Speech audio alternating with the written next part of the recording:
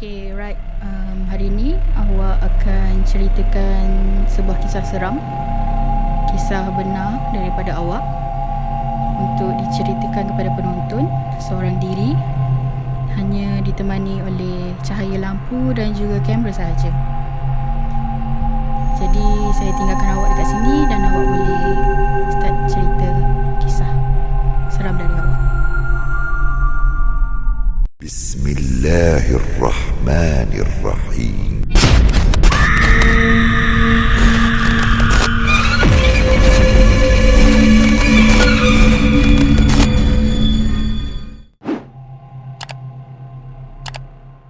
Nama saya Ira, saya berumur 26 tahun.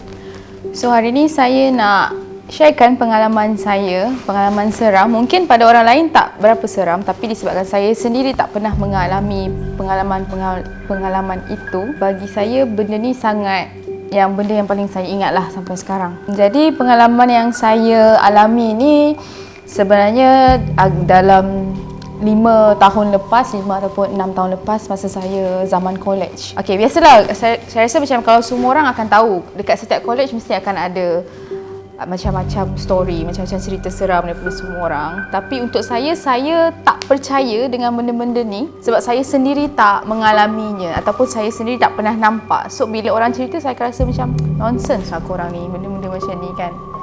Tapi ada satu hari, masa saya dalam bilik hostel saya tengah solat. Bila saya tengah solat tu, dalam bilik tu tak ada siapa-siapa pun. Saya punya roommate tak ada, jiran sebelah pun tak ada, bilik semua kosong, diorang semua keluar. So bila saya seorang-seorang tu, kita tahulah bila kita senyap takkan ada apa-apa bunyi kan. Dan katil saya pula katil hostel, standard katil hostel dia akan besi. Bila saya tengah setiap kali sujud, saya akan dengar bunyi ting ting ting. Bunyi macam ada orang ketuk shilling dekat tepi katil saya, which is saya semayang bersebelahan dengan katil tu dan sangat dekat dengan telinga saya. Tapi saya macam rasa macam apa ketuk kan. Saya pun macam okay, tak apa, biarkan dulu. So sambung solat kat situ. Setiap kali sujud saya akan dengar bunyi ketukan tu. Tapi saya tak nampak siapa ada. Dan saya pun rasa macam tak mungkin kawan saya nak takut-takutkan saya kan. So saya pun macam okay, tak apa, saya diam macam. Lepas dah selesai semua tu, saya pun keluar bilik. Saya keluar pergi makan. Lepas tu bila saya masuk balik, kawan saya tanya macam, lamanya kau semayang kat situ? Saya macam, lama apanya, aku dah keluar masuk balik kot. Dan diorang pun cakap macam, tak ada, aku nampak kau dah semayang tapi kau macam tak bangun-bangun dari tempat tu, kau ada je kat sebelah tu. So daripada situ saya mula percaya macam mungkin disebabkan aku tak pernah percaya dengan cerita-cerita macam ni ataupun dengan pengalaman-pengalaman orang yang lain. Saya rasa apa yang saya alami tu lain, atau baru saya sedar yang macam okey, sebenarnya memang wujud benda-benda macam ni, cuma bezanya untuk kita percaya ataupun tidak. Pengalaman tu tak berhenti dekat situ je.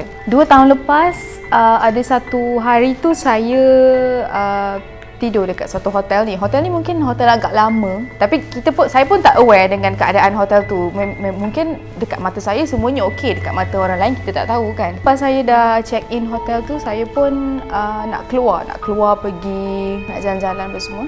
Kita nak turun kat basement, tapi tiba-tiba lift tu berhenti dekat satu level yang dalam lift tu ada saya, suami saya dengan kawan-kawan saya.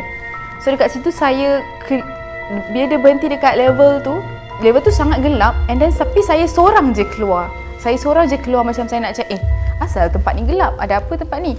So diorang semua duduk dalam lift tu je, saya seorang je macam cubalah buat berani nak keluar. So bila saya keluar tu, saya masuk balik, saya rasa macam tak ada apalah, dekat tempat ni gelap je, tak ada apa pun, okey je. Okay, so kita orang pun keluar. Bila saya balik hotel malam tu, tiba-tiba badan saya mula rasa macam gatal-gatal, macam bukan alergik, dia macam bengkak dekat satu tempat, dekat bahagian kaki je dia bengkak tau. So saya mula rasa macam okey, ni alergik je ni, tak apa, esok kita pergi klinik lah, Bila dah selesai so balik tu pun, esoknya saya pergi klinik, saya cakap dengan doktor, okey doktor, saya rasa saya ada alergik. So doktor bagi ubat macam biasa, standard kalau alergik kita pakai ubat sekali kita akan okey punya.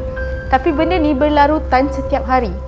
Setiap pukul 7 nak dekat maghrib, badan saya akan mula jadi merah dan akan jadi bengkak dekat bahagian peha tu. Dia punya gatal-gatal tu akan jadi macam saya garuk, tapi saya tak garuk pun. Bila saya tengok dekat peha saya, ada kesan-kesan macam bengkak-bengkak yang besar.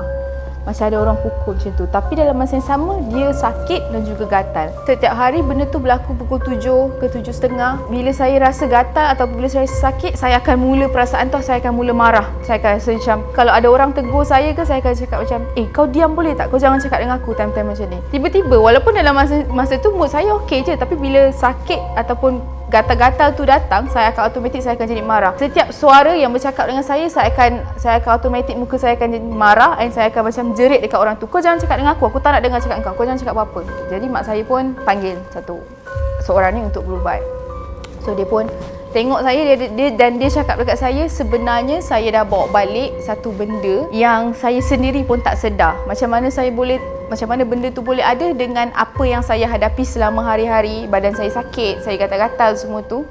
So benda tu dah ada dengan saya selama sebulan. Dan nasib saya baik bila ibu bagi tahu saya untuk pergi berubat. Sebab kalau tak, saya tak pernah percaya pun dengan benda-benda macam ni. So bila saya dah berubat tu, semuanya jadi macam normal. Saya dah tak rasa apa-apa lagi. Saya dah tak rasa sakit.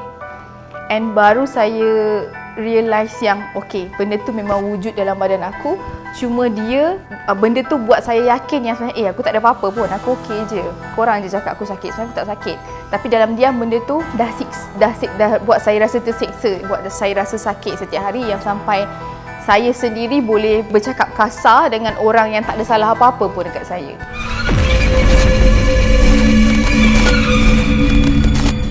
Kesimpulan berdasarkan apa yang saya alami, tak sepatutnya kita tak percaya. Bukanlah kita patut percaya dengan benda-benda aneh ni, tak. Tapi kita kena letak kepercayaan sikit. Mungkin disebabkan benda tu nak tunjuk yang sebenarnya kau jangan cakap besar.